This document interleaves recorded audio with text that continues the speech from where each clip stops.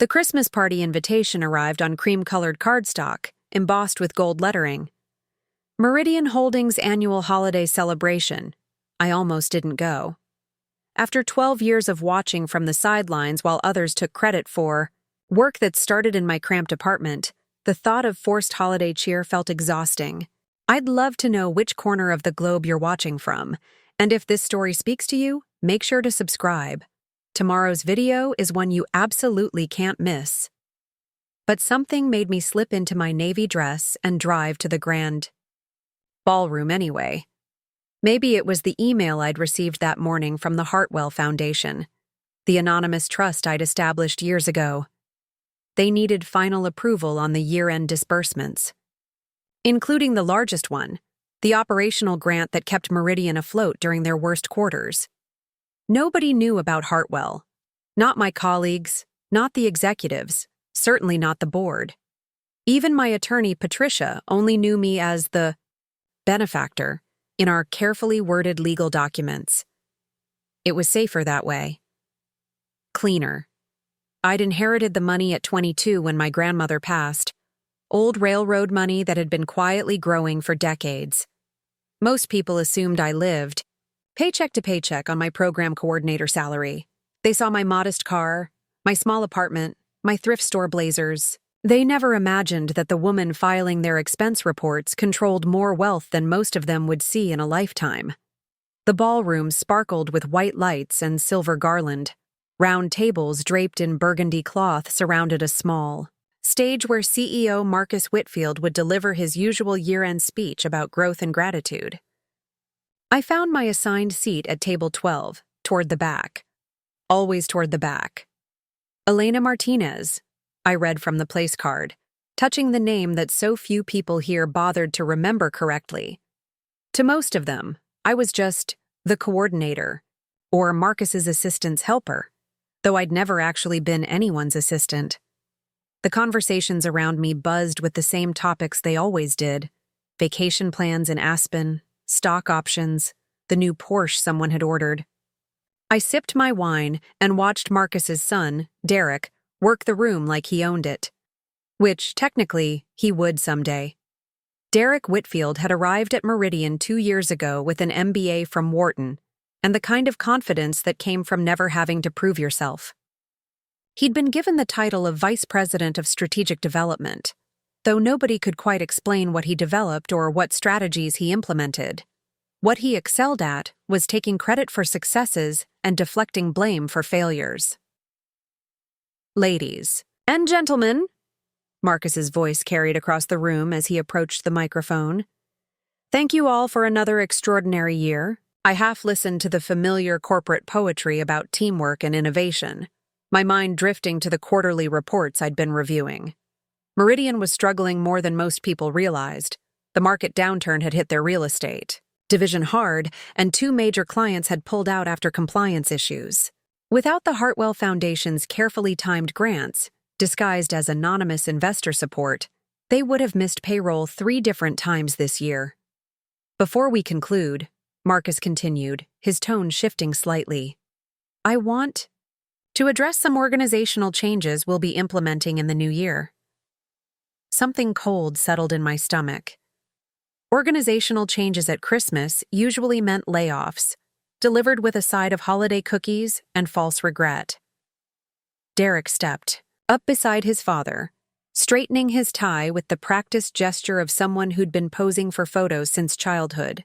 Dad, would you mind if I handled this part? Marcus stepped aside, though I caught the brief hesitation in his movement. Even he seemed surprised.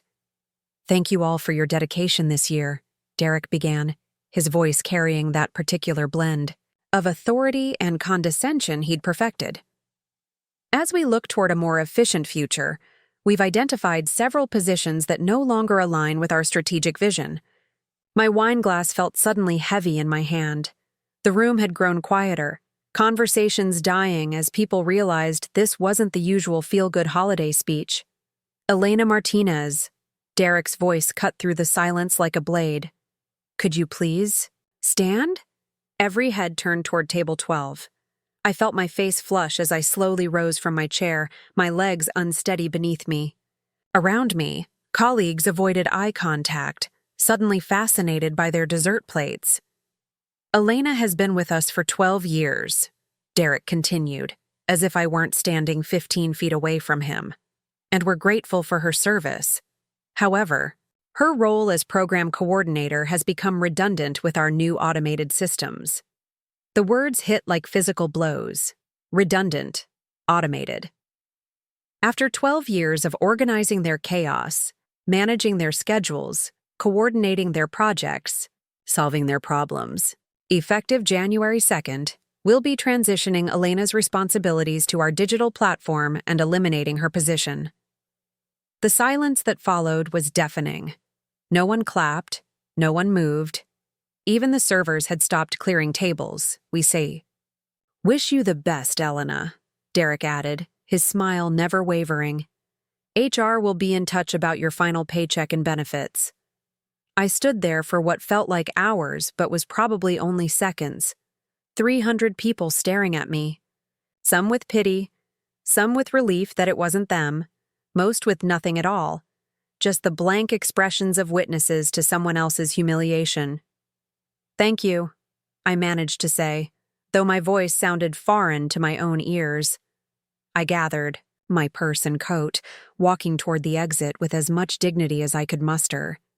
Behind me, Derek was already moving on to other topics, as if I'd never existed. The parking garage was brutally cold, the December wind cutting through my dress. Coat. I sat in my car for several minutes, hands shaking as I tried to process what had just happened. Not the firing itself. I'd sensed the company was struggling, had even prepared myself for possible layoffs. But the public humiliation, the casual cruelty of it, delivered with a smile in front of everyone I'd worked with for over a decade. My phone buzzed. A text from my cubicle neighbor, Sarah. "I'm so sorry. That was completely inappropriate." Then another from James in accounting. "Can't believe they did that to you, especially at Christmas." I didn't respond to either. Instead, I opened my secure email app and found Patricia's message from that morning. The final disbursement approval for the Hartwell Foundation's year-end grants, including the $2.8 million emergency operational fund that would cover Meridian's payroll through March, including Derek's $180,000 salary. I stared at the number on my screen. For 2 years, I'd been anonymously funding the salary of the man who'd just fired me. The irony was so complete, it almost felt scripted. But as I sat in that cold garage, something shifted inside me. The humiliation began to transform into something sharper, more focused. Derek Whitfield thought he'd eliminated a problem. He had no idea what problem he'd just created for himself. I drove home through empty December streets, my mind already turning over possibilities. By the time I reached my apartment, I'd made my decision. I pulled out my laptop and opened a secure connection to the Hartwell Foundation's account management system. Effective immediately, I typed into the grant modification portal. Suspend all funding to Meridian Holdings pending administrative review. A lot of love and effort went into bringing this story to life. If you're enjoying it, we'd be so grateful if you'd subscribe to our channel. Now, back to where we left off. The confirmation screen asked if I was sure. I clicked yes without hesitation. Then I opened a new document and began drafting a letter to Patricia. It was time for the Hartwell Foundation to become more selective about its charitable giving. The next morning brought a flurry of calls that I let go to voicemail. Sarah from work, wondering if I was okay. My landlord, returning my call about lease renewal. Even my mother, who'd somehow already heard about the layoffs through her network of neighborhood connections. But it was the email from Marcus that made me pause. The subject line read simply, "Can we talk?" I opened it reluctantly. "Elena, I want to apologize for how last night was handled. Derek made that decision without consulting me, and I don't agree with the approach. Could we meet for coffee this afternoon? I think there might be ways to rectify this situation." Too little, too late. If Marcus had wanted to protect me, he could have stepped in during the announcement. Instead, he'd stood there and let his son humiliate me in front of the entire company. I deleted the message without responding. Instead, I spent the morning researching something I'd never bothered to investigate before. Exactly how much money Meridian received from the Hartwell Foundation. The numbers were staggering. Over the past 5 years, Hartwell had provided $12.4 million in various grants and emergency funding, operational support, technology upgrades, employee retention programs, even the renovation of their downtown offices. I'd been propping up that company almost single-handedly, and they'd just thrown me away like expired office supplies. My phone rang again. This time, it was a number I didn't recognize. Ms. Martinez? This is Jennifer Walsh from Meridian's HR department. I'm calling about your termination paperwork. Hello, Jennifer. I want to start by saying how sorry I am about last night. That should never have happened that way. Mr. Whitfield, the senior Mr. Whitfield, has asked me to put together a generous severance package. I almost laughed. How generous? 6 months' salary, continued health benefits through June, and positive references for your job search. I know it doesn't make up for the way things were handled, but we want to do right by you. 6 months' salary, about $30,000, less than what Derek spent on his car payments. I'll need to think about it, I said. Of course, but Elena, between you and me, I'd encourage you to accept. The company is going through some difficult times, and this offer might not be available indefinitely. Difficult times. If only she knew how difficult they were about to become. After hanging up, I walked to my kitchen window and looked out at the city skyline. Somewhere in one of those glass towers, Meridian's accounting department was probably preparing for their end-of-year financial reports. They'd be expecting the quarterly operational grant from Hartwell Foundation to hit their accounts by December 30th, as it had every quarter for the past 5 years. They'd be waiting a long time. I made myself a cup of coffee and settled at my kitchen table with my laptop. It was time to do some research on Meridian's other funding sources. If I was going to pull the financial rug out from under them, I needed to understand exactly what I was pulling. The picture that emerged over the next few hours was even worse than I'd imagined. Meridian wasn't just struggling. They were barely surviving. The Hartwell Foundation grants weren't supplementing their income. They were essentially keeping the lights on. Without that funding, they'd have maybe 6 weeks of operating capital left. Derek had fired the woman who was single-handedly keeping his company afloat. The beautiful, perfect irony of it made me smile for the first time since the Christmas party. But I wasn't cruel. Despite everything, these were people I'd worked with for 12 years. Most of them didn't deserve to lose their jobs because of Derek's arrogance and Marcus's cowardice. I needed a plan that would expose the truth without destroying innocent people's livelihoods. I opened a new email to Patricia and began typing. I need you to draft a letter to Meridian Holdings. The Hartwell Foundation is conducting a comprehensive review of all grant recipients, and we need detailed financial records for the past 5 years. Tell them we're considering a significant increase in funding, but we need complete transparency about how our previous grants were allocated. It was a fishing expedition, but a legal one. As a major donor, Hartwell had every right to request financial documentation. And I had a feeling that documentation would reveal some interesting discrepancies in how the foundation's money had been spent. Patricia's response came within hours. Letter drafted and sent via registered mail. They'll have it Monday morning. May I ask what prompted this sudden review? Let's just say I've become aware of some management issues that concern me. Monday morning arrived gray and bitter cold. I was drinking coffee in my pajamas when my phone started ringing incessantly. First Sarah, then James, then 3 other colleagues whose numbers I barely recognized. I finally answered Sarah's call. Elena, thank God. Something weird is happening. Here, Did you hear from anyone at Hartwell Foundation? I kept my voice carefully neutral. Hartwell Foundation? No. Why? They sent this letter asking for all kinds of financial records. Marcus is in emergency meetings with the accounting team, and Derek looks like he's seen a ghost.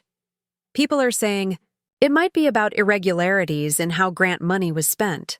What kind of irregularities? I don't know the details, but apparently Derek has been charging a lot of personal expenses to company cards, and there are questions about that consulting contract his girlfriend got last year. I felt a cold satisfaction settle in my chest. I'd suspected Derek was playing fast and loose with company resources, but I'd never had access to the detailed financial records to prove it. Now Hartwell Foundation's audit would uncover everything. That's terrible, I said, injecting just the right amount of concern into my voice. Elena, I have to ask, do you know anyone at Hartwell Foundation? Because the timing of this letter, right after what happened to you— I don't know what you mean, but Sarah was sharper than most people gave her credit for. It just seems like a pretty big coincidence. Derek fires you on Friday, and Monday morning his company gets a letter from their biggest donor demanding a full financial audit. I took a sip of coffee, letting the silence stretch. Sometimes the universe has a sense of justice, I guess. Elena, Sarah's voice dropped to almost a whisper. Please tell me you're not going to destroy the company just to get back at Derek. The question hit harder than I'd expected. Was that what I was doing? Using my wealth to exact revenge on someone who'd humiliated me? I'm not trying to destroy anything, I said finally. But if there are financial irregularities, don't you think they should be exposed? Sarah was quiet for a long moment. Just be careful, okay? I know Derek is an ass, but there are a lot of good people here who need their jobs. After hanging up, I stared at my reflection in the kitchen window. Sarah was right. Whatever Derek had done, whatever games he'd played with company money, the rank-and-file employees didn't deserve to suffer for it. I needed to be surgical about this. Not destructive, I called Patricia. I need you to modify the Hartwell Foundation's position, I said. We're not cutting off all funding immediately. Instead, we're placing Meridian on probationary status. Funding will continue, but only after verification of proper financial management and governance. What kind of governance requirements? I thought for a moment. The removal of any executive found to have misappropriated foundation funds, and the implementation of independent financial oversight. That's quite specific. I have reason to believe there may be issues with current management. Patricia had been my attorney long enough to read between the lines. I see. And if they refuse these conditions? Then Hartwell Foundation will redirect its charitable giving to organizations that better align with our mission of responsible financial stewardship. Within hours of Patricia's follow-up letter reaching Meridian, my phone started buzzing with messages. But this time, they weren't from concerned colleagues. They were from Marcus himself. Elena, I need to speak with you urgently. There's been a misunderstanding about your termination. Please call me. I didn't call back. Instead, I went for a long walk through the city, past the coffee shops and bookstores where I'd spent countless lunch breaks, past the office building where I'd worked for 12 years, past the restaurant where I'd grabbed rush dinners during late nights at work. It felt like saying goodbye to a version of myself I'd never particularly liked anyway. Tuesday. Morning brought the call I'd been expecting. Ms. Martinez? This is Marcus Whitfield. I know you haven't been returning my calls, but I really need to speak with you. Hello, Marcus. Elena, I want to start by apologizing again for Friday night. What Derek did was completely inappropriate, and I take full responsibility for not stopping it. Okay. I'm calling because we've received some concerning correspondence from the Hartwell Foundation. They're asking questions about our financial management, and they've implied that continued funding depends on changes to our executive team. I said nothing, letting him fill the silence. Elena, I have to ask, do you have any connection to the Hartwell Foundation? The The question hung in the air between us. I could lie. I could deflect. I could maintain the fiction that I was just a fired program coordinator with no power or influence. Instead, I chose honesty. I am the Hartwell Foundation. Marcus! The silence that followed was so complete I wondered if the call had dropped. I'm sorry. What? The Hartwell Foundation is my family trust. I've been funding Meridian's operations for 5 years, including your son's salary. That's impossible. I'm what, Marcus? Poor? Insignificant? Someone you could discard at a Christmas party without consequences? Elena, I had no idea Derek was going to, but you let him. You stood there and watched while he humiliated me in front of 300 people, and you said nothing. You're right. I failed you, and I'm sorry. But Elena, if you really control Hartwell Foundation, you have to understand. Without that funding, we can't make payroll. People will lose their jobs. Good people will lose their jobs because of bad management, Marcus. That's not my fault. What do you want? How can we fix this? I took a deep breath. Derek is gone, effective immediately. And you implement real financial oversight, not the rubber stamp board you have now. Those are my conditions for continued funding. Elena, Derek is my son, and he's been stealing from my foundation. The audit will show consulting payments to shell companies, personal expenses charged to corporate cards, salary increases he approved for himself without board authorization. Do you really want to protect that? The silence stretched longer this time. How long have you known? Marcus asked finally. About the financial irregularities, I suspected, but I didn't have access to detailed records until now. About Derek being unfit for leadership? Since the day he started. And you never said anything. Would you have listened? Marcus, I've been invisible to you for 12 years. You didn't know my salary. You didn't know my background. You certainly didn't know I was capable of funding your entire operation. When would I have had your attention long enough to raise concerns about your son? Another long pause. What happens if I don't agree to your conditions? Then Hartwell Foundation redirects its charitable giving to organizations that demonstrate responsible leadership and financial stewardship. There are plenty of worthy causes that would appreciate $2.8 million in annual support. And Meridian? Will face the natural consequences of poor management and financial irresponsibility. I could hear him breathing heavily on the other end of the line. I need time to think about this. You have until Friday at 5 p.m., the same deadline Derek gave me for cleaning out my desk. I hung up before he could respond. The next 3 days passed in a strange state of suspended animation. I ignored calls from Meridian employees, from local reporters who'd somehow gotten wind of the story, even from Derek himself, though his messages were more threatening than apologetic. Instead, I spent my time researching other charitable causes that might benefit from Hartwell Foundation's support. A women's shelter that needed funding for expanded services. A scholarship program for first-generation college students. A nonprofit that provided free financial counseling to struggling families. It felt good to remember why I'd established the foundation in the first place. Not to prop up failing companies run by entitled men, but to support causes that actually made a difference in people's lives. Thursday evening, Patricia called with an update. I've received preliminary findings from the financial audit, she said. You were right about the irregularities. Derek Whitfield has been systematically diverting foundation money for personal use. Consulting fees to companies owned by friends and family members, corporate credit card charges for personal vacations, even payment for his wedding venue disguised as a corporate event. How much? Conservatively, about $400,000 over 2 years. I closed my eyes. That's embezzlement. It is. And it's more than enough to justify criminal charges if you choose to pursue them. What about Marcus? Did he know? Hard to say. He signed off on some of the expenditures, but they were buried in larger budget line items.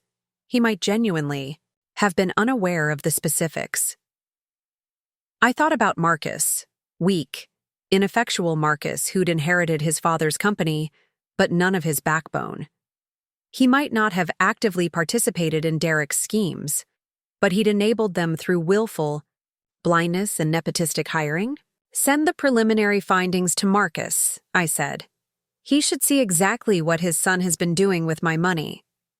And if he still refuses your conditions, then we proceed with criminal charges against Derek and public disclosure of the Foundation's findings. Let the shareholders and employees decide whether they want to work for a company that tolerates embezzlement. Friday morning arrived clear and cold. I was making breakfast when my doorbell rang. Through the peephole, I saw Marcus standing on my porch, looking like he'd aged 5 years in the past week. I opened the door but didn't invite him in. Elena. Marcus. I've read the audit findings. And? He looked down at his feet. Derek resigned this morning. The board accepted his resignation effective immediately. Good. But Elena, I want you to know, I had no idea about the financial improprieties. If I'd known, you would have done what? Covered for him? Made excuses? You've been covering for Derek's incompetence since the day he started, Marcus. Don't pretend his stealing is different from his lying or his taking credit for other people's work. You're right. His voice was barely audible. I failed as a father and as a CEO. I let my personal feelings compromise my professional judgment. I studied his face, looking for signs of genuine remorse or just self-preservation. What do you want from me, Marcus? I want to make this right. Derek is gone. I'm implementing the financial oversight you requested. I'm even stepping back from day-to-day operations. The board is bringing in an interim CEO while they search for permanent leadership. And I want to offer you Derek's position, Vice President of Strategic Development. You'd have complete authority over grant management and corporate partnerships. $200,000 salary, full benefits, stock options. I almost laughed. You want to give me Derek's job? Elena, you've been essentially running half the company for years. You coordinated every major project, managed relationships with key stakeholders, solved problems nobody else could solve. You deserve recognition for that. I deserved recognition 12 years ago, Marcus. What I deserve now is an apology and a guarantee that this kind of thing never happens again. You have both. I looked at him standing on my porch in his expensive coat, reduced to begging the woman his son had humiliated in front of the entire company. There was something pathetic about it, but also something genuine. I don't want Derek's job, I said finally. Marcus's face fell.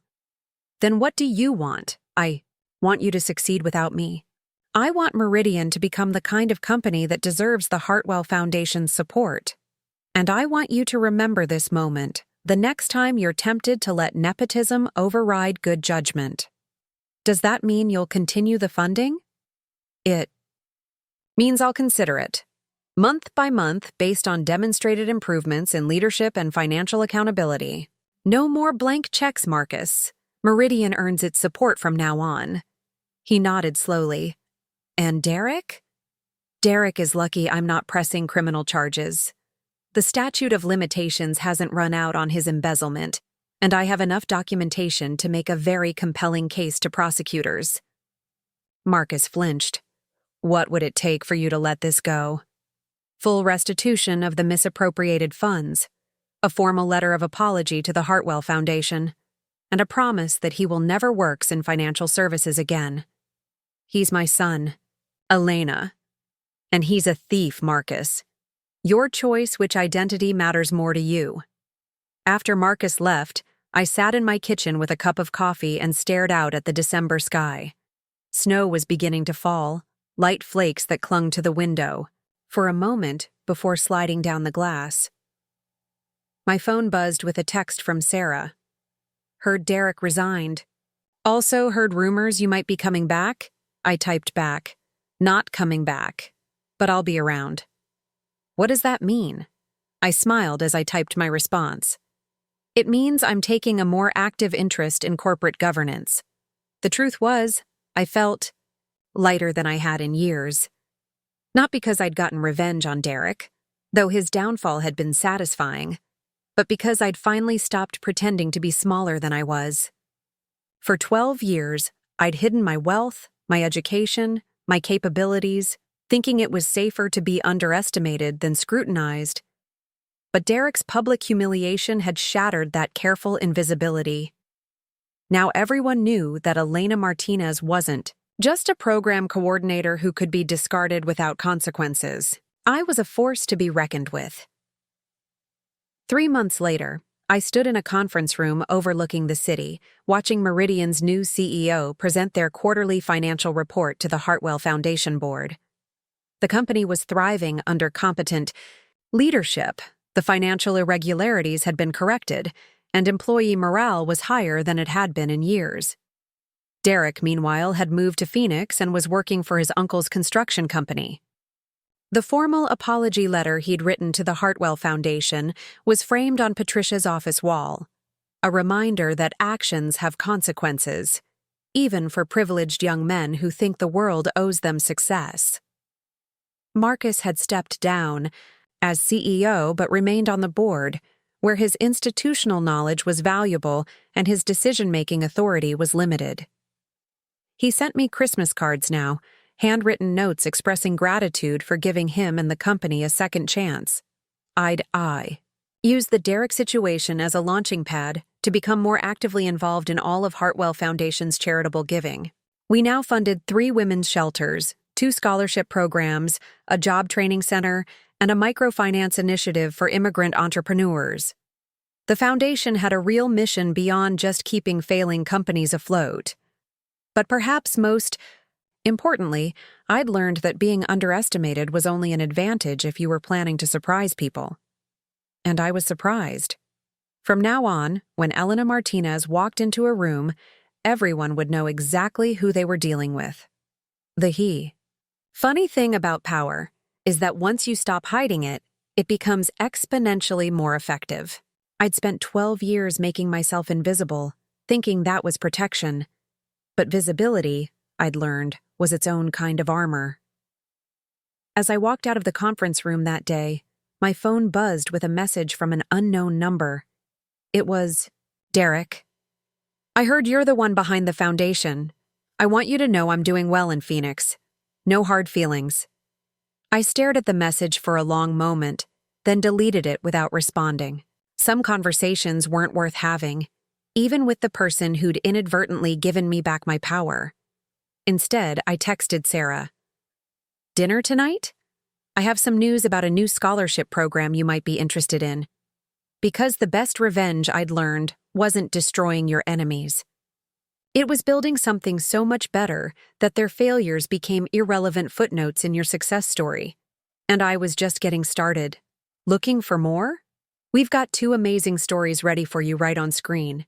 If this one touched you, these are absolutely worth your time. Click to watch them now. And hey, subscribe and hit that bell to never miss our latest uploads.